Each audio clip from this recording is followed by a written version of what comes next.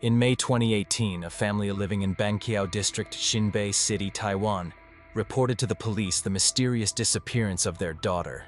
The victim, Huang Yimin, was a young, talented woman with a master's degree who suddenly vanished without a trace after having dinner with her family and boyfriend. What puzzled the public was that while her family was deeply worried, the boyfriend showed an inexplicably indifferent attitude, posting only a self-defensive statement on social media. Things grew more complicated when netizens discovered something odd in a screenshot of text messages he had released himself. From there, a series of suspicious clues surfaced. Security cameras caught a man stealthily carrying multiple colorful plastic bags late at night. A strong, foul smell wafted from the sewer system, and patches of earth appeared hastily disturbed. So what really happened that fateful night in the apartment? What was the boyfriend, the man who once promised lifelong love, hiding? The full story behind this shocking case will be revealed right after this. Don't forget to subscribe and hit the notification bell so you won't miss any gripping details. Thank you. To better understand the sequence of events, we need to rewind 3 days earlier to the evening of May 20th. That day, Huang Yimin brought her boyfriend Chu Junying home for dinner with her family. During the meal, Chu unexpectedly announced he planned to marry Yimin by year-end and presented her with 2 engagement rings and a pearl necklace. After dinner, the couple returned to their rented apartment on Guoguang Road, Banqiao. However, from around 10 p.m. that night, Huang Yimin's phone lost all signal, messages went unanswered, and her Line account no longer showed the read status.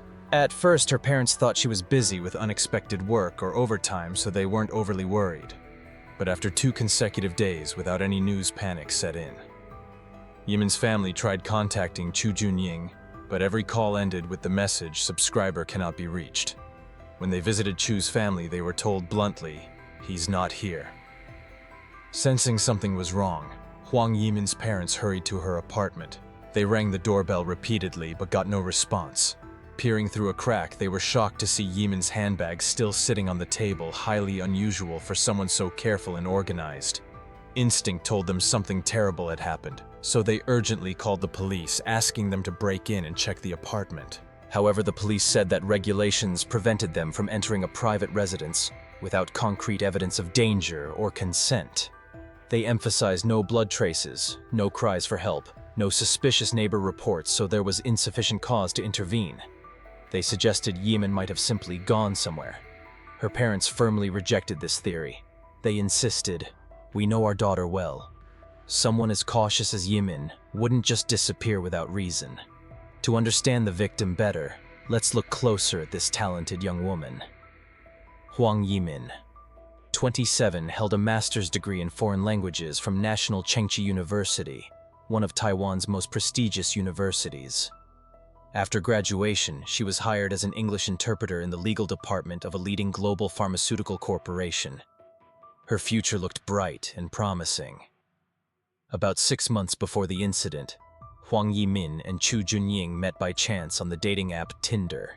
Sharing a love for sports and fluent English skills, they quickly developed a serious relationship and decided to live together. As soon as Yimin went missing, her family immediately suspected Chu Junying. However, at that time, police had not yet taken concrete investigative action, which only heightened the family's anxiety. As the situation escalated on the evening of May 23rd, Huang Yimin's older brother posted a desperate plea on Facebook, saying his sister was living with her boyfriend in Banqiao and expressing concern she might be held against her will.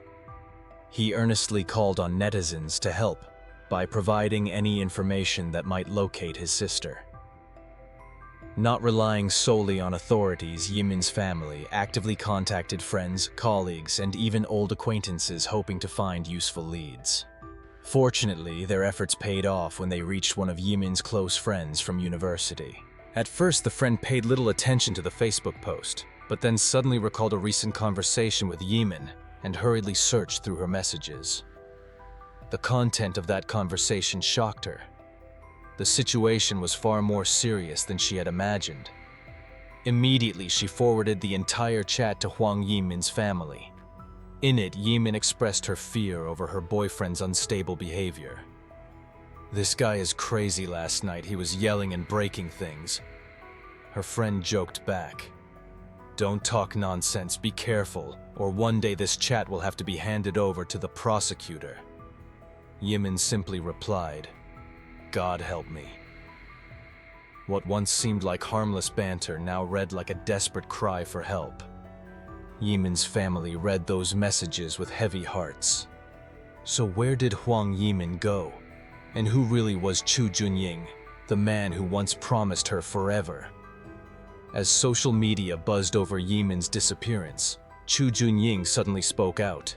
Instead of contacting her family or reporting to the police, he posted a lengthy statement on Facebook apparently to defend himself. In the post, Chu insisted he had never abused or confined Yimin, and urged netizens not to jump to conclusions based on one side alone.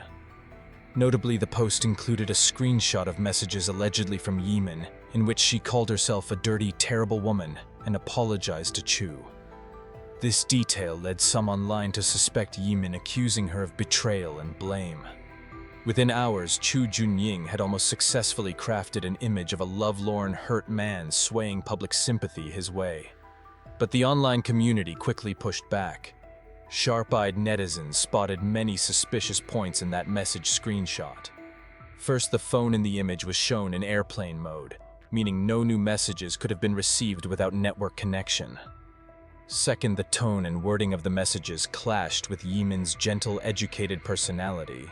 It was unlikely she would use such harsh language against herself. Moreover, the entire chat was a one-sided monologue from Yimin with no replies from Chu, giving an unnatural and forced impression. Especially Yimin's Line account had lost signal since 10 p.m. on May 20th. Friends and colleagues couldn't reach her yet. 3 days later, just as public outrage peaked, Chu suddenly released this repentant message. All signs pointed to Chu Junying, staging the scene, manipulating his girlfriend's phone to fool the public and cast himself as the victim.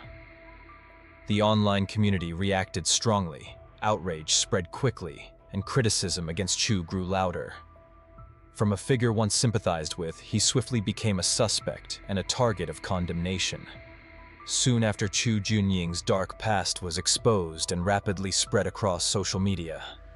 Born into a wealthy and influential military family in Taiwan, Chu was once seen as a privileged son with a full life, even having studied abroad in the United States. However, during his time away from home, Chu began to show signs of psychological instability. Diagnosed with bipolar disorder, instead of seeking proper treatment, he turned to drugs to cope with his emotions. His drug abuse led to serious legal troubles. Chu was arrested twice for importing cannabis from the US into Taiwan and was sentenced to 3 years and 10 months in prison. Chu's family tried to use their connections to appeal and delay the sentence, hoping to keep him out of prison longer. But all efforts failed. On May 18, 2018, Chu Junying officially became a fugitive after deliberately failing to appear for his sentence. Despite court summons, he chose to go into hiding. In November 2017, his ex-wife sought an emergency protective order from the court due to ongoing physical and emotional abuse by Chu. In November 2017, his ex-wife sought an emergency protective order from the court due to ongoing physical and emotional abuse by Chu. The ex-wife's younger sister also spoke out, accusing Chu of severe psychological issues, controlling and coercive behavior in relationships, and provided photos of injuries on her sister's body as evidence. Despite this scandalous past, Chu continued to craft an image of a sophisticated, sports-loving, and healthy lifestyle man. He worked as a well-known fitness coach, and even competed in amateur boxing matches, attracting many female clients thanks to his handsome looks and strong physique. This appearance inadvertently drew in Huang Yimin, a talented and educated woman unaware of the dangers hidden behind this facade. Just 2 days after fleeing the warrant, Chu Junying casually appeared at a dinner with Huang Yimin's family on May 20th. That was also the last evening she was seen alive and well. These shocking revelations ignited public outrage and put tremendous pressure on investigators. Under the intense scrutiny from the media and the victim's family, the police had no choice but to officially launch an investigation. Police immediately began reviewing surveillance cameras around the residential area of Huang Yimin and Chu Junying. At 10:02 p.m. on May 20th, no unusual activity was recorded. However, this was also the last time Huang Yimin was seen on camera. In the following days, only Chu Junying was seen entering and leaving the apartment with suspicious behavior. In particular, on the night of May 21st to early morning of May 22, cameras captured Chu wearing a baseball cap and a full mask, carrying multiple colorful plastic bags, sneaking down the stairs, then heading toward the back of the building where a large flower bed was located. Following the footage, police reached the flower bed and found freshly disturbed soil with some pieces of plastic bag remaining nearby. Authorities immediately began excavating the site and discovered a sealed plastic bag containing unidentified biological tissue. The atmosphere at the scene quickly grew tense and suffocating. Police swiftly cordoned off the area and called in the forensic team to assist with examination. When the forensic team arrived, they found 6 more plastic bags buried in the same flower bed area. A few days later, the official forensic results were released. All 7 bags contained parts of a woman's body. After DNA matching, police confirmed the victim was Huang Yimin. The forensic report also noted that all cuts on the body were sharp and precise, indicating the killer was skilled and acted with clear intent. Notably, the victim's head had been shaved, and all internal organs along with part of the left leg were missing. It took another week before police found the remaining parts of the body in an old sewer near the apartment complex. Immediately, the manhunt for Chu Junying was launched. But the case took a completely unexpected turn. On the morning of May 28th, the Xinchuang police station received an emergency call from a sanitation worker reporting a suicide at an old health clinic. Police quickly arrived at the scene and identified the victim as Chu Junying, the fugitive suspect. The autopsy showed no signs of foul play. Time of death was estimated between 2 and 3 a.m. that day. Next to the body, police found some toilet paper and a suicide note. In the letter, Chu admitted to making a terrible, irreversible mistake and chose death to atone. He also mentioned his severe mental illness and apologized to his parents for lacking the courage to tell the truth, fearing they couldn't handle the shock. Police immediately contacted Chu Junying's family to confirm the body. Everyone thought this horrific case was over with the death of the perpetrator, but in reality, it was just the beginning of a new mystery. A few hours later, Chu Junying's father rushed to the scene. Seeing his son's cold body on the metal bar, he cried out loudly and held the corpse tightly. In his pain, he murmured cryptic words. "Didn't I tell you to face it with courage? Why choose this path?" This statement startled Mr. Ong, the funeral staff assisting with the scene. Face it with courage. Face what exactly did he already know about his son's crimes? What path was he talking about? The path of a murderer, or the path of choosing death to escape guilt? The ambiguity in the father's words left Mr. Ong uneasy. Hours later, he decided to contact the police to recount the entire conversation. This information immediately shifted the investigators' focus. From now on, the security cameras would no longer be used to find Huang Yimin, but to trace Chu Junying's movements before his death, aiming to better understand the role of Chu's parents in the whole affair. Let's systematically review the sequence of events of the case in chronological order. The first key moment is at 10:02 p.m. on May 20th, when Huang Yimin was last seen on surveillance camera as she and Chu Junying entered the rented apartment in Banqiao together. On the morning of May 21st at 9:42 a.m., cameras recorded Chu Junying receiving a food delivery. Police suspect this may be around the time Huang Yimin was murdered. At 12:48 p.m. that same day, Chu's mother Liu Suochun appeared at her son's apartment, but only stayed for exactly 7 minutes, leaving at 12:55 p.m. From 11:30 p.m. on May 21st to nearly 2:00 a.m. on May 22nd, Chu Junying was repeatedly seen on security cameras. Each time he left, he carried a heavy backpack and several plastic bags. Upon returning, the plastic bags were gone and the backpack noticeably lighter. Police later concluded this was when he disposed of the victim's body. On the morning of May 22nd at 8:41 a.m., both parents of Chu Junying were at the apartment. They stayed only 6 minutes, leaving at 8:47. Cameras captured Liu Suochun carrying some bedding and pulling a large black suitcase. The unusual behavior of Chu's parents immediately after the crime raised many questions. What did they do in that brief time, and what was inside that black suitcase? The crime scene investigation revealed many suspicious signs inside the apartment. The bathroom, kitchen, and floor were all meticulously cleaned. Blood traces were found in the kitchen drain. The trash bin contained fabric scraps and empty cleaning bottles, creating a suffocating mix of bleach and a metallic odor. More notably, a sharp knife was hidden in a cabinet next to the bedroom door, and DNA tests revealed Huang Yimin's DNA on the blade. At this point, the identity of the murderer was no longer in doubt. The key issue was whether Chu's parents knew beforehand or even participated in covering up their son's crime. To investigate further, police checked the security cameras at Chu's parents' home in Taoyuan. Footage showed that around 11:30 p.m. on May 23rd, Chu returned home and stayed until early the next morning, coinciding with the time Huang Yimin's family reported her missing. This secret meeting between Chu and his parents at such a sensitive time raised many suspicions, and the investigation focus officially shifted toward Chu's parents. During interrogation, Liu Suochun stated she only visited her son on May 21st out of concern for his mental state, and again on May 22nd to help move belongings. She also claimed to have lost contact with Chu after May 22. However, confronted with camera evidence showing Chu returning home on May 27th, she responded that she did not know because she was asleep at that time. She also said she only learned her son was the culprit after hearing about his death. Chu Dingguo, Chu's father, initially claimed the last time he saw his son was on May 22nd, helping move belongings. But this was disproved when security footage showed him picking Chu up on the early morning of May 27th. Faced with irrefutable evidence, he admitted meeting his son, but said he stayed silent, hoping Chu would voluntarily surrender. According to his testimony, the chain of events began on the night of May 20th to early May 21st, when Chu and Huang had a fierce argument in their shared apartment.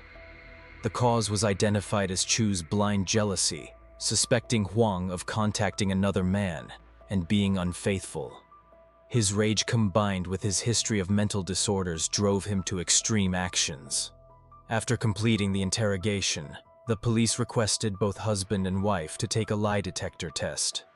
Liu Suochun refused, citing unstable mental health, while Chu Dingguo agreed and passed the test. Initially, police considered prosecuting Chu's parents, but after comprehensive investigation and analysis of their statements, authorities concluded that despite many inconsistencies and suspicious behaviors, there was insufficient evidence to file criminal charges. According to the law, prosecution requires concrete evidence, not mere speculation. Therefore, the final decision was not to pursue criminal responsibility.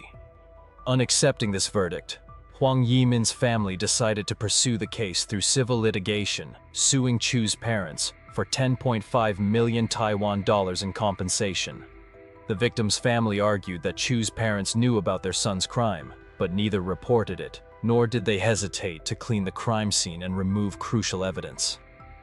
At court, Huang's family presented evidence to support their claim. At 12:18 p.m. on May 21st, Liu Suochun drove from Taoyuan to her son's apartment in Banqiao, but only stayed for 7 minutes before leaving. She claimed she came only out of concern for her son's mental state, but Huang's family found this unconvincing, as the trip takes nearly an hour and the short visit seemed too brief to offer any meaningful support. They suspected Chu called his mother after the crime, and they conspired to dispose of the body together. At 8:41 a.m. on May 22nd, Chu's parents appeared again at the apartment. 6 minutes later, the camera recorded all three going to the basement. Liu was seen carrying some bedding and pulling a large black suitcase. These items were later found in a garbage collection area near Chu's family home. Notably, during initial questioning, both husband and wife consistently denied ever visiting their son's apartment and even claimed they had not set foot there for 3 years. Only when shown security camera evidence did they admit the truth and change their statements. The inconsistencies in Chu's parents' statements further deepened Huang's family's suspicions about their involvement in the case. However, the court presented a different view.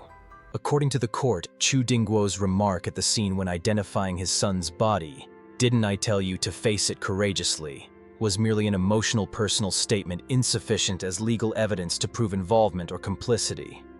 The verdict stated that while the plaintiff's suspicions were logical, they lacked concrete evidence. Meanwhile, the defendants firmly denied the allegations, and the investigation could not expand further. The court could not base its judgment on mere subjective speculation. Chu's statement was considered indirect evidence but insufficient to convict. Therefore, Huang Yimin's family's claim for 10.5 million Taiwan dollars in compensation was rejected at both trial and appeal levels. At the end of the verdict, the court expressed condolences to both families who had lost their beloved ones. It hoped both could set aside disputes, listen and understand each other to seek reconciliation, allowing the deceased to rest in peace and the living to find peace. Chu Junying's death marked the end of the legal investigation, but left many unresolved questions about the motive. Clues can only be traced through conversations Huang Yimin had with friends before her death. In these conversations, Huang shared unusual behaviors of Chu Junying. At midnight, he could suddenly go crazy, smashing things and chasing me out of the house. Just saying a few words would make him furious, accusing me of lying. Seemingly minor conflicts in their relationship revealed an unstable psychology, suspicious temperament, and extreme controlling needs of Chu Junying.